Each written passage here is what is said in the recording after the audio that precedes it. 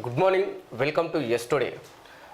రాష్ట్రంలో రాజకీయ పరిస్థితులు మారిపోతున్నాయి. ఎందుకంటే బీఆర్ఎస్ ఏదైతే 33 సీట్లు గెలిచిందో ప్రతిపక్షంలో ప్రధాన పాత్ర పోషిస్తుంది. దాంట్లో నుంచి ఒక్కొక్కరు ఖాళీ అవుతున్నారు. గతంలో దానం నాగేందర్ కావచ్చు, ప్రస్తుతం పోచారం శ్రీనివాస్ రెడ్డి కావచ్చు, ఇంకొకరు వెంకటరామరెడ్డి కావచ్చు, ఇలా ఒక్కొక్కరుగా ఖాళీ అవుతుంది. ఫ్యూచర్లో బీఆర్ఎస్ ఖాళీ అయ్యే పరిస్థితి ఉంటుందా అనే విషయాలు కూడా చూడాల్సిన అవసరం ఉంటుంది. ఎందుకంటే కాంగ్రెస్ ప్రధానంగా బీఆర్ఎస్ని ఖాళీ చేసే పరిస్థితిలోనే పడ్డదంటే అవును అనే సమాధానం చెప్పచ్చు. ఎందుకంటే డైలీ అదే న్యూస్ వస్తున్నాయి. ఒక్కొక్కరుగా అటు నాయకులు కావచ్చు, లేకుంటే మండల స్థాయి నాయకులు కూడా వెళ్ళి కాంగ్రెస్లో చేయడం జరుగుతుంది. ఆ పార్టీలు మారాల్సిన పరిస్థితి ఎందుకు వస్తుంది అనే విషయాలు మనం మార్నింగ్ న్యూస్లో మాట్లాడే ప్రయత్నం చేద్దాం. ఈరోజు మనతో పాటు మార్నింగ్ న్యూస్లో డిస్కస్ చేయడానికి కంటి సాయన్న గారు ఉన్నారు. సో మన మార్నింగ్ న్యూస్లో ఈనాడు పేపర్లో ప్రధాన వార్తలు చూసే ప్రయత్నం చేద్దాం. కాంగ్రెస్ గూటికి పోచారం. మాజీ సభాపతి ఇంటికి వెళ్లిన సీఎం రేవంత్ రెడ్డి పార్టీలోకి ఆహ్వానం, సముచిత గౌరవం ఇస్తామని వెల్లడి. పొంగులెట్టి జానారెడ్డితో మరో బారాస ఎమ్మెల్యే భేటీ. మాజీ శాసన సభాపతి బారాస సీనియర్ నాయకుడు బాన్స్వాడ ఎమ్మెల్యే పోచారం శ్రీనివాసరెడ్డి అస్తంగూటికి చేరారు. కొందరు బారాస ఎమ్మెల్యేలు అధికార పార్టీలో చేరుతారని కొన్ని రోజులుగా ప్రచారం జరుగుతుండగా సీనియర్ ఎమ్మెల్యే పోచారం శ్రీనివాసరెడ్డి ఇద్దరు కుమారులతో కలిసి శుక్రవారం కాంగ్రెస్లో చేరారు. ముఖ్యమంత్రి రేవంత్ రెడ్డి, రెవెన్యూ మంత్రి పొంగులేటి శ్రీనివాసరెడ్డి, మహబూబాబాద్ ఎంపీ బలరాం నాయక్, డోర్నకల్ ఎమ్మెల్యే రామచంద్ర నాయక్ తదితరులతో కలిసి శుక్రవారం హైదరాబాద్ బంజారాహిల్స్లోని పోచారం ఇంటికి వెళ్లారు. మంత్రికి పోచారం కుటుంబ సభ్యులు శాలువాలు కప్పి స్వాగతం పలికారు. అనంతరం పలు అంశాలపై చర్చించుకున్నారు. సమావేశం తర్వాత పోచారంతో పాటు ఆయన కుమారులు సురేందర్ రెడ్డి, భాస్కర్ రెడ్డికి సీఎంకే కాంగ్రెస్ కండువాలను కప్పి పార్టీలోకి ఆహ్వానించారు అనేటటువంటి వార్తను మనం చూసినట్లయితే ఇవాళ పోచారం శ్రీనివాస్ రెడ్డి అంతకుముందు కాంగ్రెస్ పార్టీ నుంచి బీఆర్ఎస్లోకి వచ్చినటువంటి పరిస్థితి. ఇవాళ మళ్ళీ కాంగ్రెస్ పార్టీ అధికారంలోకి రాగానే మళ్ళీ తను సేమ్ అదే కాంగ్రెస్ పార్టీలోకి మారినటువంటి పరిస్థితి. అందుకే మనం మొదటి నుంచి అంటున్నాం, పార్టీ ఏదైనా సరే అధికారాన్ని ఏ పార్టీ చేపడితే మిగతా వాళ్ళందరూ అందులోకి చేరుతున్నటువంటి పరిస్థితి ఉన్నది. కాబట్టి మనం ఇందులో మార్పులు రాకుండా సామాజిక న్యాయం అనేది జరిగే అవకాశమే లేదు. అందుకే మనం ముందు నుంచి అంటున్నాం, ఆర్థిక సమన్యాయం జరగాలి మన దేశంలో, సామాజిక సమన్యాయం జరగాలి అని భారత రాజ్యాంగంలో రాసుకున్నాం మొదటి పేజీలోనే. కాబట్టి ఇవి ఇంప్లిమెంట్ కావాలి అంటే దేనికి మూల కారణమైనటువంటి రాజకీయ సమన్యాయం ఫస్ట్ జరగాల్సినటువంటి అవసరం ఉన్నది. కాబట్టి ఇక్కడ రాజకీయ సమన్యాయం జరిగే అవకాశమే లేదు. పార్టీ స్వామ్యంలాగా కనబడుతుంది. ప్రజాస్వామ్యంలో అయితే రాజకీయ సమన్యాయం జరిగే అవకాశం ఉంటుంది. కానీ పార్టీ స్వామ్యంలో ఎవరు పార్టీలు పెట్టుకుంటే వాళ్ళు ఎవరు ఆ పార్టీలను ఎలా నడపగలుగుతున్నారు, ఎట్లా నడుపుతున్నారంటే మొత్తం ధనమే మూలమవుతున్నది ఆ పార్టీని రన్ చేయడానికి. కాబట్టి పేదవాళ్ళు పార్టీలు పెట్టి ఈ ధన రాజకీయాలతో పోటీపడే అవకాశమే లేనటువంటి పరిస్థితి ఉన్నది. అందుకే ఏ పార్టీ అధికారంలోకి వచ్చినా అందులో నాయకులు మాత్రం పాత ముఖాలే కనబడుతున్నాయి తప్ప కొత్త వాళ్ళు వస్తున్నటువంటి పరిస్థితి లేదు అని చెప్పేసి అనేక మంది మాట్లాడుతున్న మాటల్ని మీ దృష్టికి తీసుకొస్తున్నాం. కాబట్టి ఇక్కడ కూడా పెద్ద ఆశ్చర్యం ఏం లేదు. బీఆర్ఎస్ పార్టీ మొత్తం ఖాళీ అయ్యి కాంగ్రెస్లో కలిసినా కూడా మనం పెద్ద ఆశ్చర్యపోవాల్సిన పరిస్థితి లేదు. ఎందుకనంటే గతంలో ఉన్నటువంటి టీడీపీ పార్టీలో ఉన్న నాయకులే బీఆర్ఎస్ పార్టీలోకి వచ్చినటువంటి పరిస్థితి, గతంలో కాంగ్రెస్లో ఉన్నటువంటి నాయకులే బీఆర్ఎస్లోకి వచ్చినటువంటి పరిస్థితి. కాబట్టి గతంలో పోచారం శ్రీనివాసరెడ్డి టీడీపీలో ఉండి కూడా ఇవాళ బీఆర్ఎస్లో చేరినటువంటి పరిస్థితి, మళ్ళీ ఇవాళ కాంగ్రెస్లోకి మారిండు అని అంటే ఈ మార్పులన్నిటి సహజంగా మనం చూస్తూనే ఉన్నాం. కానీ ఇవన్నిటికీ గల కారణాలు ఏంటి అని అంటే ధన రాజకీయాలు ప్రధానమవుతున్నాయి. కాబట్టి ధన రాజకీయాలు లేనటువంటి వ్యవస్థను మనం రూపొందించుకొని పరిపాలించుకున్నప్పుడు మాత్రమే ఇవన్నీ సమస్యలకు పరిష్కారం లభించే అవకాశం ఉంటుంది అని చెప్పేసి అనేక మంది మాట్లాడుతున్నారు. ఏకకాలంలో 2 లక్షల రుణమాఫీ 2018 డిసెంబర్ 12 నుంచి 2023 డిసెంబర్ 9 వరకు కటాఫ్. ఆగస్టు 15లోగా చెల్లింపుల ప్రక్రియ పూర్తికి ఏర్పాట్లు. 30,000 కోట్ల వెచ్చించనున్న రాష్ట్ర ప్రభుత్వం. రైతు భరోసా విధి విధానాలపై మంత్రివర్గ ఉపసంఘం అందరితో చర్చించి జూలై 15లోగా నివేదిక. మంత్రివర్గ నిర్ణయాలను వెల్లడించిన సీఎం రేవంత్ రెడ్డి. చూడాలా ఆగస్టు 15 లోపు ఏకకాలంలో రుణమాఫీ చేస్తారా, లేకుంటే గత ప్రభుత్వం లాగా కొందరికి చేసి మళ్ళీ దానికి నియమాలు వర్తింపజేసి మరికొందరికి ఆపుతారనే విషయాలు కూడా చూడాల్సిన అవసరం ఉంది. ఏది ఏమైనా 2 లక్షల రుణమాఫీ మనం నిన్ననే అనుకున్నాం. 2 లక్షల రుణమాఫీ ఎట్టి టైం కనుక చేసినట్లయితే ఖచ్చితంగా రాబోయే ఎన్నికల్లో స్థానిక సంస్థల ఎన్నికలు వస్తున్నాయి. అటు సర్పంచ్లు కానీ, ఎంపీటీసీలు కానీ, జడ్పీటీసీలు కానీ, అదేవిధంగా జడ్పీ చైర్పర్సన్స్ కానీ ఇట్లా మనకు అంటే రాబోయే రోజులలో ఇటు మున్సిపల్ ఎలక్షన్స్ కానీ ఇవన్నీ రాబోతున్నాయి కాబట్టి ఈ స్థానిక సంస్థల ఎన్నికలపైన ఈ 2 లక్షల రుణమాఫీ అనే దాని ప్రభావం అయితే పడే అవకాశం ఉంది ఎంతో కొంత అని చెప్పేసి కొంతమంది మేధావులు మాట్లాడుతున్న మాటలే మీ దృష్టికి తీసుకొస్తున్నాను. కాబట్టి చూడాలి మరి కాంగ్రెస్ పార్టీ ఆధ్వర్యంలో ఏర్పడ్డటువంటి మన రాష్ట్ర ప్రభుత్వం ఇవాళ 2 లక్షల రుణమాఫీ ఆగస్టు 15 లోపు చేస్తామని చెప్పేసి ప్రతిరోజు ఏదో ఒక వార్తాపత్రికల్లో మనం ఏదో ఒక న్యూస్లో మనం చూస్తూనే ఉన్నాం. కాబట్టి ఇది ఒకవేళ కనుక జరిగినట్లయితే ఖచ్చితంగా ఎంతో కొంత ప్రభావం అయితే చూపే అవకాశం ఉన్నదని అనేక మంది మాట్లాడుతున్నారు. సింగరేణిపై ప్రధానితో మాట్లాడతా ఈ సంస్థ రాష్ట్రానిదే కాదు కేంద్రానికి కూడా బొగ్గు వేలం కార్యక్రమంలో కేంద్ర మంత్రి కిషన్ రెడ్డి గనులను నేరుగా కేటాయించాలంటూ బట్టి వినతి పత్రం సింగరేణి సంస్థకు మేలు చేయడానికి ప్రధానమంత్రి మోదీతో మాట్లాడి చర్యలు తీసుకుంటానని కేంద్ర బొగ్గు శాఖ మంత్రి కిషన్ రెడ్డి భరోసా ఇచ్చారు. హైదరాబాద్లోని ఓ హోటల్లో శుక్రవారం కేంద్ర బొగ్గు శాఖ ఆధ్వర్యంలో దేశవ్యాప్తంగా 10వ విడత బొగ్గు గనుల వేలం కార్యక్రమాన్ని ఆయన ప్రారంభించారు. ప్రత్యేక అతిథిగా పాల్గొన్న రాష్ట్ర ఉప ముఖ్యమంత్రి బట్టి విక్రమార్క సింగరేణి సంస్థను కాపాడాలంటూ రాష్ట్ర ప్రభుత్వం తరఫున కేంద్ర మంత్రికి వినతి పత్రం ఇచ్చారు. కిషన్ రెడ్డి మాట్లాడుతూ సింగరేణిని ఆదుకునేందుకు అన్ని విధాలా సహకరిస్తాం. రెండు గనులు సింగరేణికి ఇవ్వాలనే అంశం మా దృష్టిలో ఉంది. బొగ్గు గనుల కేటాయింపులో అన్ని రాష్ట్రాలకు ఒకే రకమైన విధానాన్ని కేంద్రం అమలు చేస్తున్న నామినేషన్పై ఎవరికి ఇవ్వడం లేదు. అయినా సింగరేణిని అన్ని రకాలుగా ఆదుకునే ప్రయత్నం చేస్తాం. ఈ సంస్థలో కొన్ని సమస్యలు ఉన్నాయని చెప్పేసి కిషన్ రెడ్డి చెప్పిన వాక్యాలు చూడాలి. సింగరేణిని మరి వీళ్ళు ఏ రకంగా తీసుకెళ్తారు ముందుగానే చూడాలి.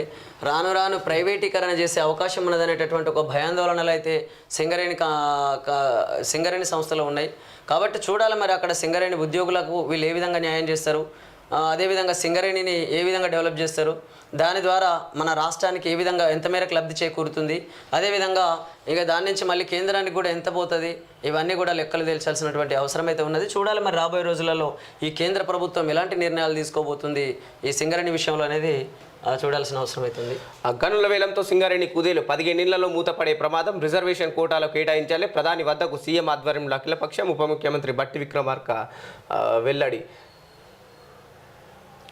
ఏపీలో కొలువుదీరిన కొత్త సభ 171 మంది సభ్యుల ప్రమాణం. తొలుత చంద్రబాబు, పవన్ కళ్యాణ్, తర్వాత మంత్రులు జగన్మోహన్ రెడ్డి శపథం నెరవేర్చి సగర్వంగా సభలోకి అసెంబ్లీ మెట్లకు ప్రణమిల్లి లోపలికి ప్రవేశించిన చంద్రబాబు అనేటటువంటి వార్తను మనం చూడొచ్చు. ఇక్కడ ఈ ఫోటోను చూసినట్లయితే ఈ ఫోటోలో మనము మళ్ళీ పచ్చ కలర్ వచ్చింది, అంటే అంతకుముందు ఉన్న కలర్ పోయి ఇంకో కలర్ వస్తుంది. అంటే ఇక్కడ ఏంటనంటే ప్రజాస్వామ్యబద్ధంగా ఎన్నికలు జరిగినట్లయితే ఈ పార్టీల కలర్లు కానీ పార్టీల కండువాలు కానీ కనబడాయి. కానీ ఇక్కడ ఏం జరుగుతుంది, ఇది మా పార్టీ, ఇదిగో మా పార్టీ ప్రభుత్వాన్ని ఫామ్ చేసింది, లేదా ఈ పార్టీ ఎవరి కనుసన్నల్లో నడుస్తుంది, ఈ పార్టీకి టికెట్లు కేటాయిస్తున్నటువంటి వాళ్ళు ఎవరు, పార్టీకి అంటే ఈ పార్టీ అధినేతలు ఎవరు, అదేవిధంగా ఎవరి చేతిలో బీఫామ్ ఉంటుంది, ఈ బీఫామ్లు ఎవరిస్తున్నారు. కాబట్టి ఇవన్నిటిని మనం పరిగణనలోకి తీసుకున్నట్లయితే కేవలం ఇక్కడ కొన్ని పార్టీల తీరు చూస్తే ఆయా కుటుంబ రాజకీయాలు నడుస్తున్నటువంటి పరిస్థితి ఉన్నది. అదేవిధంగా కుల రాజకీయాలకు ప్రాముఖ్యతనిస్తున్నటువంటి పరిస్థితి ఉన్నది, ధన రాజకీయాలకు ప్రాముఖ్యతనిస్తున్నటువంటి పరిస్థితి ఉన్నది.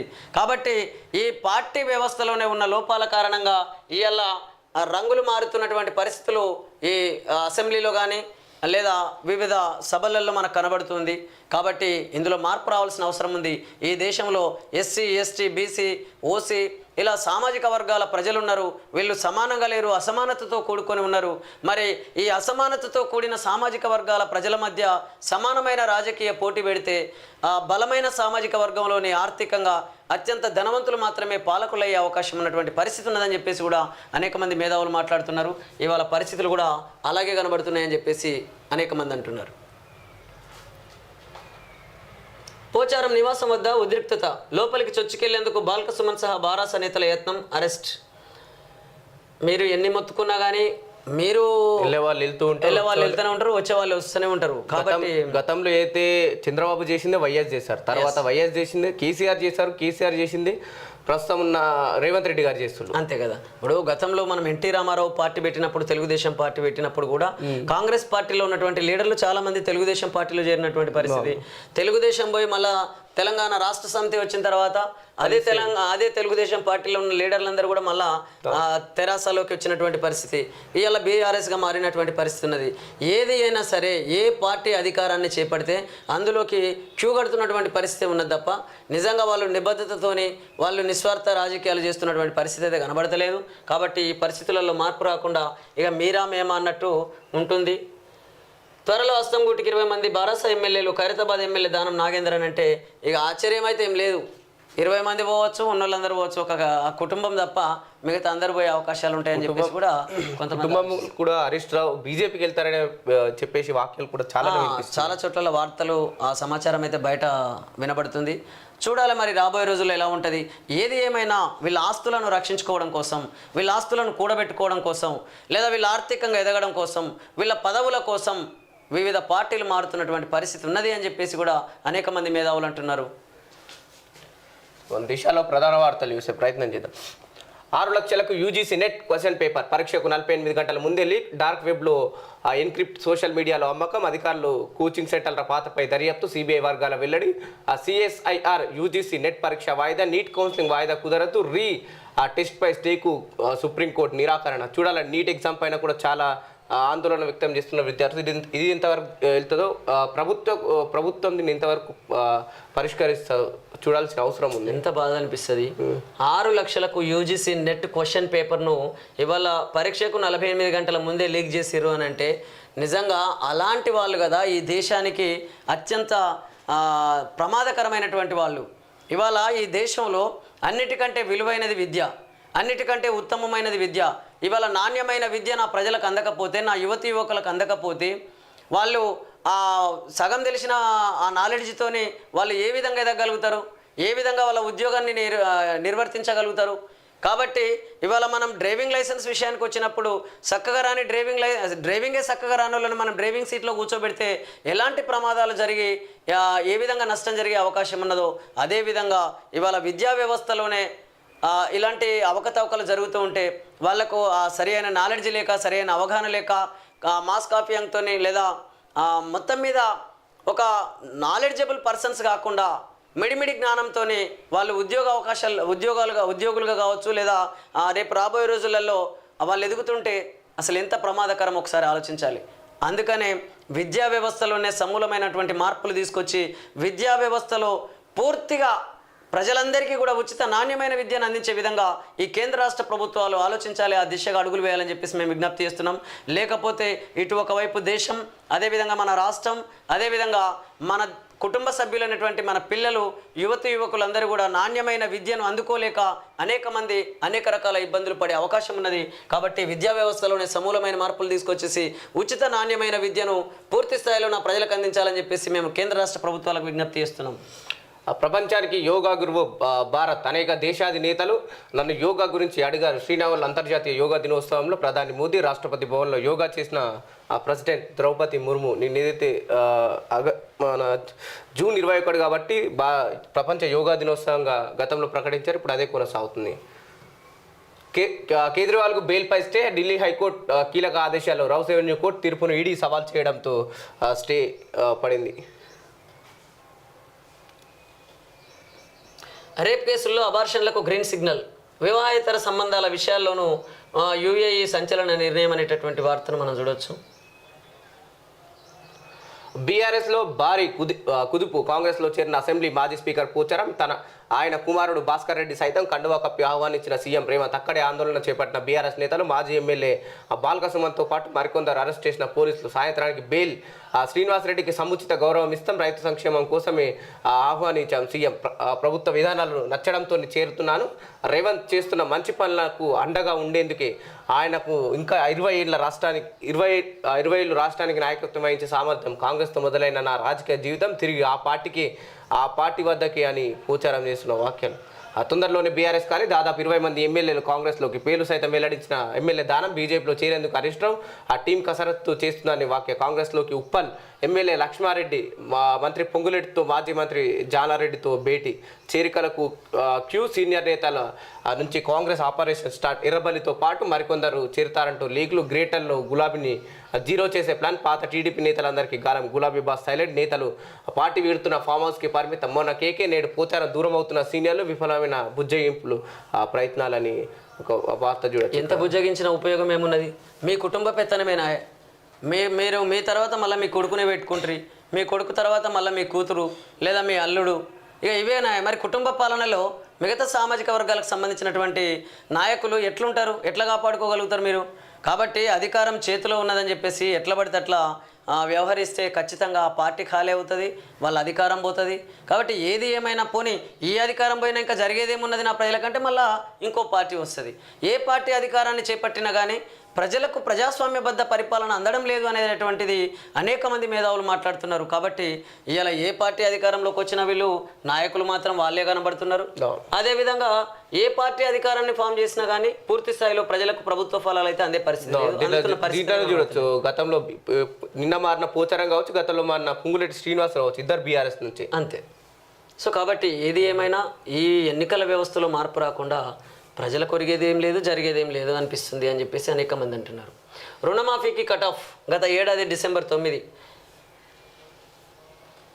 చూడాలి అంటే 12 డిసెంబర్ 2018 నుండి 9 డిసెంబర్ 2023 మధ్యలో లోన్ తీసుకున్న రైతులకు వర్తింపు అని చెప్పేసి ఇది మా వార్తను చూసినట్లయితే నిజంగా వీళ్ళు వాగ్దానం చేసినప్పుడు ఇట్లాంటివి పెడతారా? ఇట్లా డేట్ పెట్టి వాగ్దానం చేయొచ్చు కదా. రుణమాఫీ అంటే సింగిల్ టైంలో 2 లక్షల రుణమాఫీ చేస్తామని చెప్పేసి మీరు డంబికాలకు పోయారు కదా. మరి వాళ్ళ ఈ డేట్ ఎందుకు అంటే 12వ తారీఖు 12వ నెల అంటే డిసెంబర్ 2018 నుండి మళ్ళీ 9వ తారీఖు 12వ నెల అంటే డిసెంబర్ 2023 వరకే ఈ మధ్య కాలంలో తీసుకున్నటువంటి లోన్లు మాత్రమే మేము రుణమాఫీ చేస్తాం. ఇక రైతాంగానికి లేకపోతే మిగతా ముందుగానే తర్వాత తీసుకున్నటువంటి లోన్లను రుణమాఫీ చేసే పరిస్థితి లేదు అని చెప్పేసి ఇక్కడ చెప్పకనే చెప్తున్నారు. మరి మీ కాంగ్రెస్ పార్టీ ప్రకటించినప్పుడే మరి ఈ డేట్ ఎందుకు ప్రకటించలేకపోయారు? అప్పుడు ఆ రైతులు దాంట్లో ఉన్న వాళ్ళే మీకు ఓట్లేసే వాళ్ళేమో, మిగతా వాళ్ళు వేయకుండా ఉండేవాళ్ళేమో, లేదా నిజాయితీగా వాళ్ళ ఓటు హక్కును వాళ్ళు వినియోగించుకునే వాళ్ళేమో. కానీ ఇవాళ మీరు రకరకాల వాగ్దానాలు చేస్తూ అనేక మాయమాటలు చెప్తూ అనేక మోసపూరిత వాగ్దానాలు చేస్తున్నటువంటి పరిస్థితి ఎన్నికల వ్యవస్థలో ఉన్నది.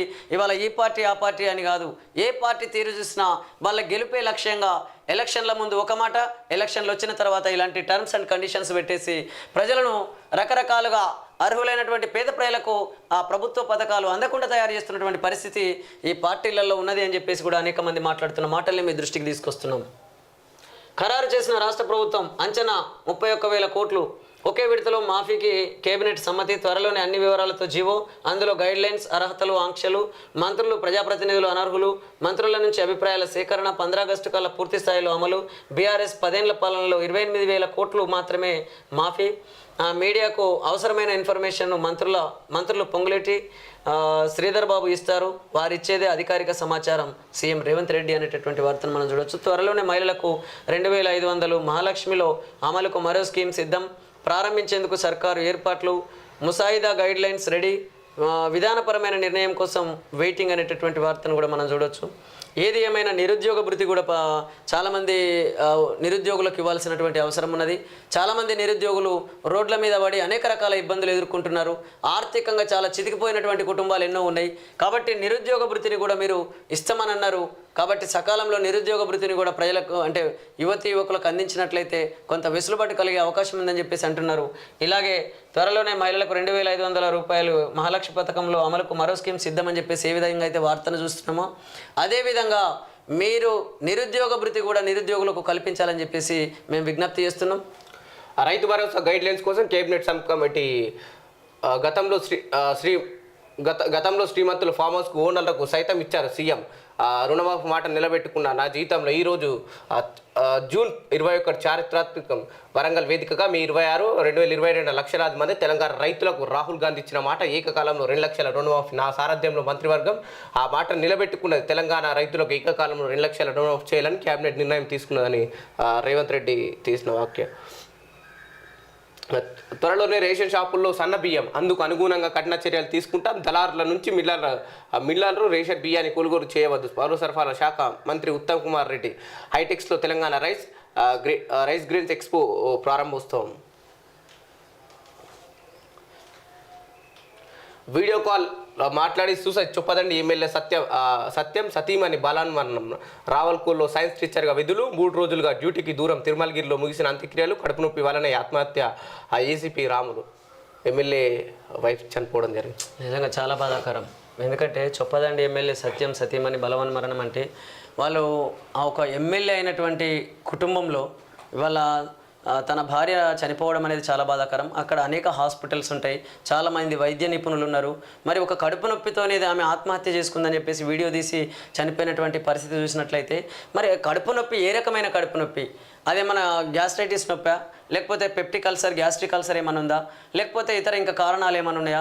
ఏది ఏమైనా రోజు రోజుకు శాస్త్ర సాంకేతిక పరంగా వైద్యం అనేది అభివృద్ధి చెందుతున్నటువంటి ఈ రోజులలో కడుపు నొప్పి తట్టుకోలేక ఆత్మహత్య చేసుకున్నది అని అంటే, మరి నిజంగానే కడుపు నొప్పితోనా, మరి ఇంకేమైనా కారణాలు ఉన్నాయా తెలియదు. కానీ అసలు ఒక పేద కుటుంబం అంటే అనుకోవచ్చు, ఆర్థికంగా చాలా ఇబ్బందులు ఉండి చనిపోయి ఉండొచ్చు, నాణ్యమైన వైద్యాన్ని అందించలేక లేదా అందుకోలేక చనిపోయి ఉండొచ్చు అని అనుకోవచ్చు. కానీ ఒక ఎమ్మెల్యే సతీమణి చనిపోయింది అని అంటే నిజంగా దీన్ని అసలు కారణం ఏంటో మనం వెలికి తీయాల్సినటువంటి అవసరం ఉంది. ఎందుకనంటే చాలా బాధ అనిపిస్తుంది. అంటే మరి సామాన్యుల పరిస్థితి ఏంది? కడుపు నొప్పి తట్టుకోలేక ఆమె చనిపోయింది అని అంటే ఇక సామాన్యులకు మరి వైద్యం అందే అవకాశం ఉన్నదా? అసలు ఆ కడుపు నొప్పి ఏ రకమైన కడుపు నొప్పి, ఎందుకు వచ్చింది, లేకపోతే ఎన్ని రోజుల నుంచి బాధపడుతుంది, మరి ఏ హాస్పిటల్లో చూపించారు, మరి ఇంకా వైద్యాన్ని ఎందుకు అందించలేకపోయారు, ఎందుకు ఆమె కడుపు నొప్పిని తగ్గించుకోలేకపోయారు? కాబట్టి ఏది ఏమైనా ఏ ఇంటి బిడ్డ అయినా సరే, ఏ ఒక్కరు కూడా ఈ తెలంగాణ రాష్ట్రంలో కానీ ఈ దేశంలో కానీ ఏ ఒక్కరు కూడా ఇలాంటి బాధలు తట్టుకోలేక చనిపోకుండా మనం కాపాడుకోవాల్సినటువంటి బాధ్యత ఎంతైనా ఉంది. అందుకనే సకాలంలో వైద్యం అనేది కూడా ఉచిత నాణ్యమైన వైద్యం ప్రతి ఒక్కరికి ఉచితంగా అందించినట్లయితే ఖచ్చితంగా ప్రతి ఒక్క కుటుంబాన్ని మనం కాపాడుకున్న వాళ్ళం అవుతాం. ఆ దిశగా రాష్ట్ర ప్రభుత్వం కానీ కేంద్ర ప్రభుత్వం కానీ ఆలోచించాలని చెప్పేసి విజ్ఞప్తి చేస్తున్నాం. డిఎస్సి అప్లికేషన్లో 2,79,956 ముగిసిన దరఖాస్తుల స్వీకరణ. ఎస్ఏ పోస్టులకు 1,61,746 మంది దరఖాస్తు. వచ్చే నెల 15 నుంచి 31 వరకు పరీక్షలు. ప్రపంచంలో 18 కోట్ల మంది పిల్లలు పోషకాహార లోపం, 65% మంది భారత్ సహా 20 దేశాల్లోనే. ఆసియాలో ఇండియాది 3వ స్థానం.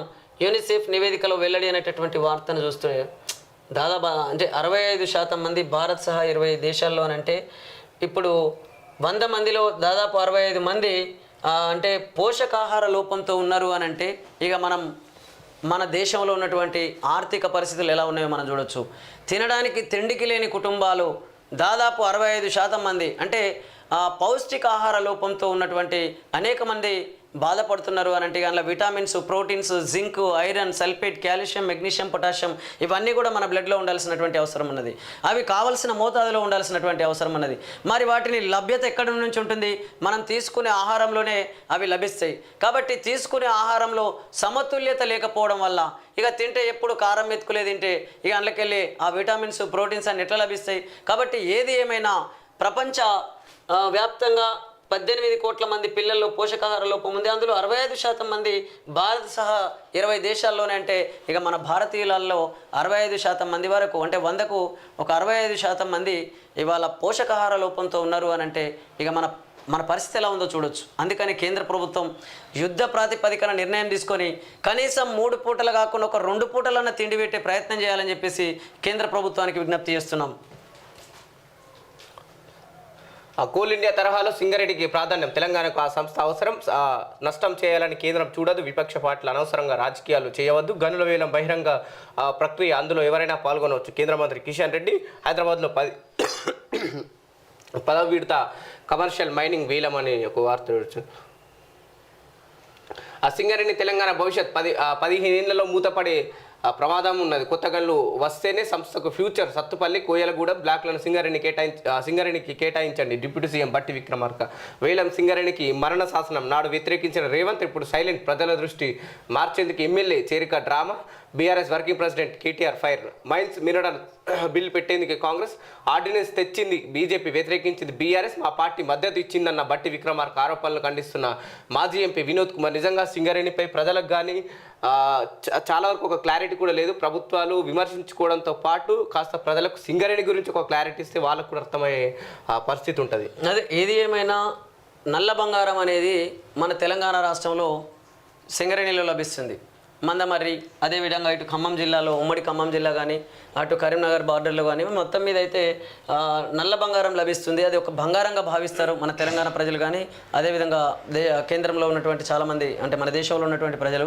కాబట్టి ఈ బొగ్గు గనులన్నీ కూడా ప్రైవేటీకరణ వల్ల కావచ్చు, లేదా ప్రైవేటు వ్యక్తులకు కాంట్రాక్ట్లు ఇవ్వడం ద్వారా కావచ్చు, మొత్తం మీద అయితే వీటిని వేలం వేయడం ద్వారా రాబోయే 15 సంవత్సరాలలో సింగరేణి ఖతమవుతుంది. ఇక సింగరేణి అంటే ఇబ్బందుల పాలవుతుంది, ఆర్థికంగా నష్టపోతుంది అని చెప్పేసి ఈ వార్తల్ని బట్టి చూస్తుంటే మరి కేంద్ర ప్రభుత్వం ఏం చేస్తుంది, అదేవిధంగా రాష్ట్ర ప్రభుత్వం ఏం చేస్తుంది, ఇవన్నీ కూడా మనం ఆలోచించాల్సిన అవసరం ఉంది. ఈ వార్తల్ని మరుగున పెట్టడం కోసమే ఇవాళ పార్టీలో చేరికలకు సంబంధించినటువంటి వార్తలు ముందుకొస్తున్నటువంటి పరిస్థితి ఉన్నదని చెప్పేసి కూడా కేటీఆర్ గారు విమర్శిస్తున్నటువంటి వార్తను మనం చూడొచ్చు. ఏది ఏమైనా మీరు రకరకాల మాయమాటలతోని రకరకాల పద్ధతులలో ప్రజలను కన్ఫ్యూజ్ చేస్తాము, లేదా ప్రజల మనసును మళ్ళిస్తాము, ప్రజలను మిస్మరైజ్ చేస్తామని అనుకుంటే అది ఒకసారి చేస్తారు, 2 సార్లు చేస్తారు, కానీ ఎల్లకాలం నా ప్రజల్ని అయితే ఎవరూ మోసం చేయలేరు. కాబట్టి ప్రజలు తేరుకుంటున్నారు, ఆలోచిస్తున్నారు. ఇవాళ సింగరేణిని కాపాడుకుంటారు. సింగరేణి కాదు, అనేక రకాల ప్రభుత్వ రంగ సంస్థలైనటువంటి వాటిని ప్రైవేట్ పరం చేస్తామనంటే రాబోయే రోజులలో ప్రజలు చైతన్యమవుతున్నారు, యువకులు చైతన్యమవుతున్నారు. కాబట్టి ప్రభుత్వ రంగ సంస్థలన్నీ కాపాడుకునే పరిస్థితి వస్తుంది.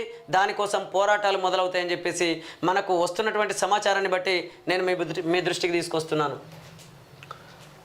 300 కోట్లు అక్రమాలు. సంతోష్ ఇసుక గ్రైనేట్ కంపెనీల ద్వారా పర్మిషన్ కన్నా అదనంగా దాదాపు 4.37 హెక్టార్లు అక్రమంగా తవ్వకాలు, బినామీల పేర్ల మీద ఆస్తులు, రియల్ ఎస్టేట్ కంపెనీలో పెట్టుబడులు, ప్రభుత్వానికి చెల్లించాల్సిన 39 కోట్ల ఎగవేత. ఎమ్మెల్యే గూడెం మైపాల్ రెడ్డి ఆయన సోదరుడు నిబంధనల ఉల్లంఘన. మొత్తం 10 చోట్ల తనిఖీలు, లాకర్లు, ఫోన్లు దర్యాప్తు కొనసాగుతున్నదని ఈడీ ప్రకటన. మరి ఇప్పుడు ఆ ప్రభుత్వాలు ఏం చేస్తున్నట్లు అంటే కళ్ళు మూసుకొని ఉంటున్నాయా? ప్రభుత్వ అధికారులు ఏం చేస్తున్నట్లు ఇట్లా అవినీతికి పాల్పడుతూ ఉంటే ఇవాళ ప్రభుత్వానికి రావాల్సినటువంటి 39 కోట్లు అంటే 39 కోట్లు ఎగవేతానంటే 39 కోట్లు ఎగవేసేదాకా మీరు ఏం చేస్తున్నారు? అరే రైతాంగము గ్రామీణ ప్రాంతాలలో అక్కడక్కడ బ్యాంకులలో ₹1,00,000 రుణం తీసుకొని కట్టకపోతేనే మీరు డిఫాల్టర్లుగా చేసి వాళ్ళకు రుణాలు అందకుండా చేస్తున్నటువంటి పరిస్థితి ఉన్నది. మరి 39 కోట్ల ఎగవేసినప్పుడు ఈ రాష్ట్ర ప్రభుత్వం ఏం చేసినట్లు, ప్రభుత్వ అధికారులు ఏం చేసినట్లు, అప్పుడున్న పాలకులు ఏం చేసినట్లు? కాబట్టి ఇవన్నీ కూడా పాలకుల కనుసన్నల్లోనే జరుగుతున్నాయని చెప్పేసి అనేక మంది అంటున్నారు.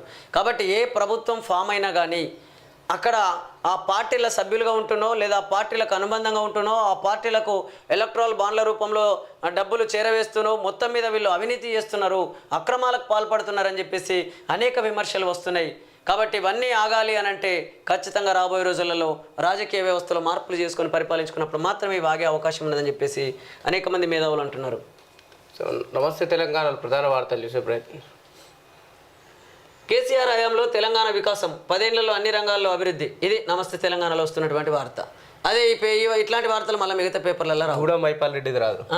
అదేవిధంగా ఇక్కడ కేసీఆర్ హయాంలో తెలంగాణ వికాసం అని చెప్పి సిన్లు వస్తుంది, మిగతా వాటిలను విధ్వంసం అని వస్తుంది.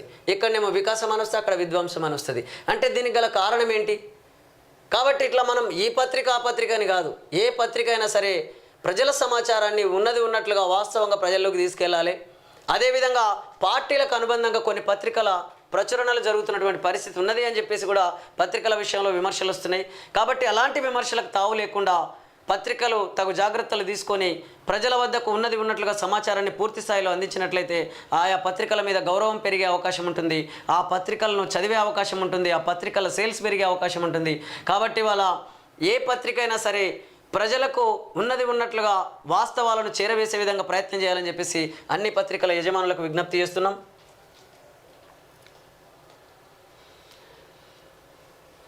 సిఎస్ఐఆర్ యూజీసీ నెట్ వాయిదా అనివార్య పరిస్థితుల వల్లే అంటూ ఎన్టీఏ ప్రకటన.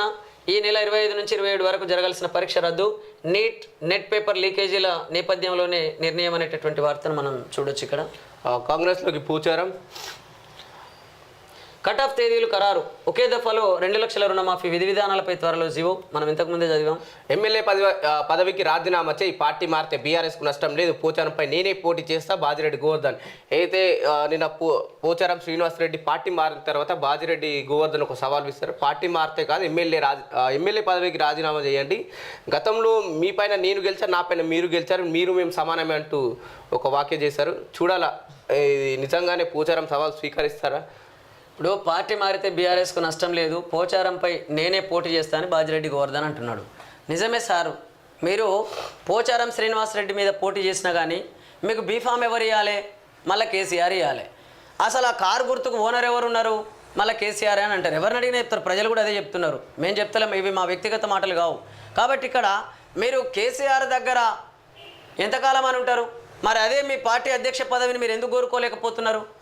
ఆయన కూడా మరి నిజంగా బాజిరెడ్డి గోవర్ధన్ గారు చాలా సీనియర్ నాయకులు, మరి ఆయనకు మన పార్టీ అధ్యక్ష పదవి ఇచ్చి గౌరవిద్దాం.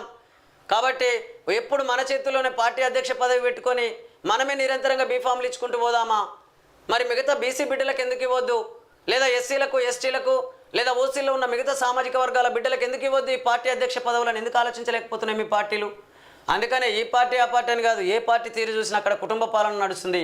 ఆ కుటుంబాల కింద మిగతా సామాజిక వర్గాలకు సంబంధించినటువంటి బీసీ బిడ్డలైనటువంటి వీళ్ళు ఇక వాళ్ళు బీఫామ్లు ఇస్తే వీళ్ళు తీసుకోవాలి, మళ్ళీ వాళ్ళ కొడుకులు బీఫామ్లు ఇస్తే వీళ్ళ కొడుకులు తీసుకోవాలి, ఇక వాళ్ళ మనమలు బీఫామ్లు ఇస్తే వీళ్ళ మనమలు తీసుకోవాలన్నట్లే వివిధ పార్టీల తీరున్నది అని చెప్పేసి అనేక మంది మేధావులు మాట్లాడుతున్నారు. కాబట్టి ఏది ఏమైనా పార్టీ బీఫామ్ అనేది మొదటి ప్రాధాన్యత కలిగి ఉన్నట్టు అనిపిస్తుంది. ప్రజల ఓటు అనేది సెకండ్ ప్రాధాన్యతను కలిగి ఉన్నట్లు అనిపిస్తుంది అని చెప్పేసి కూడా అనేక మంది మేధావులు మాట్లాడుతున్నటువంటి మాటల్ని మీ దృష్టికి తీసుకొస్తున్నాం. కాబట్టి ఏది ఏమైనా ప్రజాస్వామ్యబద్ధంగా ప్రజలకు పరిపాలన అందించాలి అని అంటే రాబోయే రోజులలో రాజకీయ వ్యవస్థలో మార్పులు జరగాల్సిన అవసరం ఉన్నదని చెప్పేసి అనేక మంది మాట్లాడుతున్నారు. ఆ దిశగా రాబోయే రోజులలో యువతీ యువకులు కూడా అధ్యయనం చేస్తున్నారు. ఈ పేదరికానికి కారణం ఏంటి? ఈ అవినీతికి, అక్రమాలకు, ఈ లంచగొండితనానికి, అదేవిధంగా మహిళలపైన అత్యాచారాలకు, రైతుల ఆత్మహత్యలకు, నిత్యం జరుగుతున్నటువంటి ఈ హత్య రాజకీయాలకు, ఈ ధన రాజకీయాలకు, ఈ కుటుంబ రాజకీయాలకు, ఈ వారసత్వ రాజకీయాలకు ప్రధాన కారణం ఏంటి అని చెప్పేసి అనేక మంది మేధావులు, అనేక మంది విద్యార్థులు, అనేక మంది యువతీ యువకులు అధ్యయనం చేస్తున్నారు, ఆలోచిస్తున్నారు. రాబోయే రోజుల్లో ఒక ప్రత్యామ్నాయమైనటువంటి వ్యవస్థను రూపొందించుకునే పనిలో ఉన్నారనేది నాకు వస్తున్నటువంటి సమాచారం. కాబట్టి ఆ దిశగా దేశ ప్రజలందరూ, అదేవిధంగా మన రాష్ట్రాల ప్రజలందరూ ఆలోచించాలని చెప్పేసి మేము కూడా విజ్ఞప్తి చేస్తున్నాం. ఇవి ఈ రోజు ఉన్నటువంటి మార్నింగ్ న్యూస్ అప్డేట్స్. చూస్తూనే ఉండండి ఎస్టుడే న్యూస్ తెలుగు.